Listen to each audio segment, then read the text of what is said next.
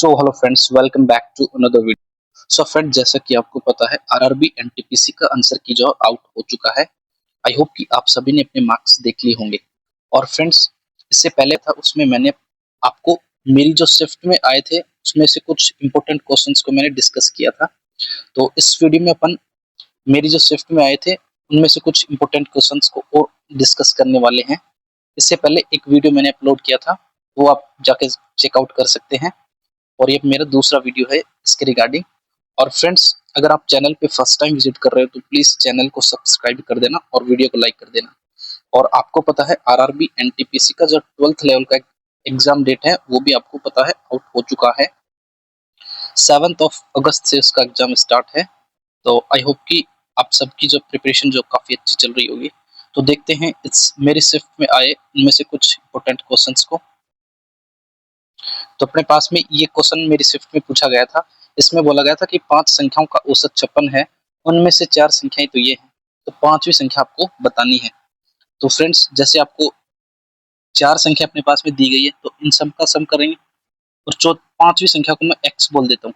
तो 35 plus 42 plus 32 plus 26 और plus x, ये अपने पास में 5वीं संख्या होगी और डिवाइडेड में 5। इन सभी का एवरेज आ गया और ये एवरेज अपने पास में 56 के इक्वल में दिया गया है। तो यहाँ से जब इनको जोड़ेंगे तो कितना बनेगा? 6 2 8 और 2 10 और 5 15। 5 कैरी आ गया अपने पास में एक। ये बनेगा 2 3 5 4 9 3 12 और एक 13, 135 और प्लस एक्स बटे 5। अब डिवाइड में जो 5 रहेगा वो उस साइड में मल्टीप्लाई हो जाएगा 56 से जाके। 56 इंटू 5, तो ये कितना आएगा अपने पास में? 6 5 30 का 0 कैरी 3 चम 25 और 3 28, 280 आएगा। और अपने पास में इधर से x की वैल्यू जब निकालेंगे तो ये इसमें जाके माइनस हो जाएगा अपने पास में 135।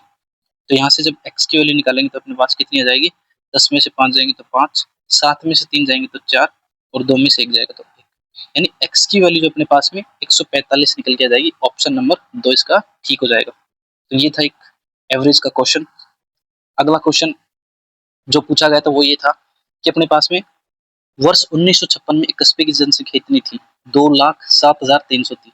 यदि लगातार 2 दशकों में इसकी, दशकों में बोला इसने, दशकों में यानी 10 सालों में इसकी जनसंख्या में 20% की प्रति दशक की वृद्धि से हुई है, तो वर्ष 1976 में कस्बे की जनसंख्या कितनी थी? यानी 56 के बाद में अपने पास में 10 साल बाद 66 और 66 के बाद में 76, यानी 2 दशकों में कितनी वृद्धि हुई है, मतलब 2 दशकों बाद कितनी हो जाएगी जनसंख्या, ये पूछा इसने।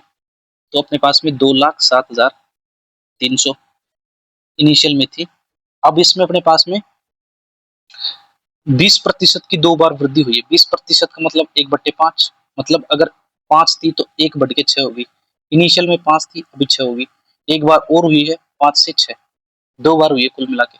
तो 55 25 से ये कटेगा अपने पास में 4 बार। और जब यहाँ से अपन इसको अपन देखो फ्रेंड्स, यूनिट डिजिट सबके अलग है, अपन यूनिट डिजिट से इसको कर सकते हैं। यूनिट डिजिट मैच कराएंगे, जैसे 4 12, तो इसका 2 यूनिट आया है, 2 है इसका यूनिट डिजिट, और 6 छंगा 36 का 6। जब इन दोनों को मल्टीप्लाई करेंगे तो फिर से अपने पास में 6 दूनी 12 का 2 आ जाएगा। तो यूनिट डिजिट अपने पास में 2 ही रहने वाला है, तो ऑप्शन नंबर इसका 4th ठीक हो जाएगा। तो इसको ऑप्शन से कर सकते हैं, इसमें कोई ज्यादा कैलकुलेशन वाली बात थी नहीं। हालांकि अब इसको कैलकुलेट अगर करना चाहो तब भी अपने पास में ये निकल के आएगा इसका आंसर। तो अगला क्वेश्चन डिस्कस करते हैं। तो फ्रेंड्स, अगला क्वेश्चन ये था, वह सबसे बड़ी संख्या ज्ञात कीजिए जिससे 247 और 189 को विभाजित करने पर क्रम से 6 3 और 6 शेष बचते हैं। तो फ्रेंड्स, वैसे तो करने को इस क्वेश्चन को कर सकते हैं, लेकिन मैं आपको ऐसे क्वेश्चन के लिए एडवाइस करूंगा कि आप इनमें से ऑप्शन से जो वैल्यू पुट कर सकते हो, ऑप्शन से अपने पास में आसानी रहेगी क्वेश्चन को करने में। जैसे 247 है, तो 247 को अपन 61 से डिवाइड करेंगे तो अपने पास में 3 रिमाइंडर आना चाहिए। तो 61 से डिवाइड करेंगे इसको तो कितनी बार जाएगा ये? लगभग 5 बार। कितना जाएगा? 5 जगह 5 6 5 30, नहीं 5 बार तो नहीं जाएगा। क्या 4 बार जाएगा ये? हाँ, 4 बार जाएगा। 4 एक कम 4 और 6 चौका 24, यानी 244। तो अपने पास में 3 रिमाइंडर आ गया।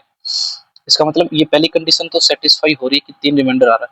अब 189 से डिवाइड करने पे इसमें अपने पास में 6 रिमाइंडर आने चाहिए। तो 189 से अपने इसको डिवाइड करेंगे तो अपने पास में कितना आएगा?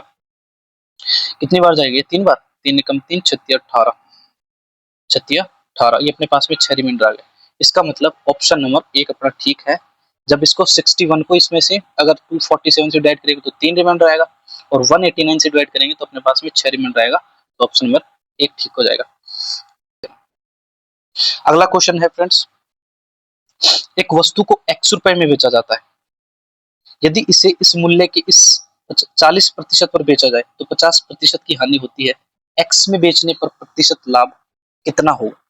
तो फ्रेंड्स जैसे x रुपए में इसने बेचा है और इसे इस मूल्य के 40% के फ्रैक्शन में वैल्यू होती है 2/5। तो मैं x को कुछ ऐसा मान लेता हूँ कि आसानी से इसे कट जाए, 40% निकाल आसानी से इसका 40% निकल जाए। तो मैं x की वैल्यू 5 मान लेता हूँ। देखो डिवाइड में 5 आ रहा है तो मैं x की वैल्यू 5 मान लेता हूँ। तो x की वैल्यू मैंने 5 मान ली।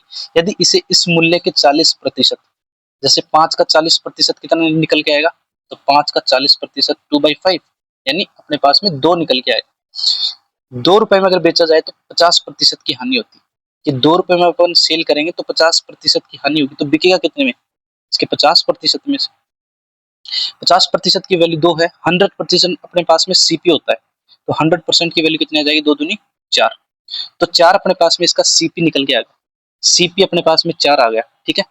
अब इसने बोला इसे x रुपए में बेचने पर प्रतिशत लाभ, तो x की वैल्यू अपने 5 मानी थी, तो जब इसको 5 रुपए में सेल करेंगे तो अपने पास में कितना प्रॉफिट होगा इसको? तो 1 रुपए का प्रॉफिट होगा आउट ऑफ 4, और इंटू 100 करेंगे तो अपने पास में निकल के आ जाएगा 25%। तो ऑप्शन नंबर अपने पास में 25 और ऑप्शन नंबर 4 तो इसका ठीक हो जाएगा। तो फ्रेंड्स ये था मेरी शिफ्ट में आए कुछ इंपॉर्टेंट क्वेश्चंस, और बाकी जो कुछ क्वेश्चन वो नेक्स्ट वीडियो में डिस्कस करेंगे। और फ्रेंड्स अगर आप चैनल पे फर्स्ट टाइम विजिट कर रहे हो तो प्लीज चैनल को सब्सक्राइब कर देना और वीडियो को लाइक कर देना।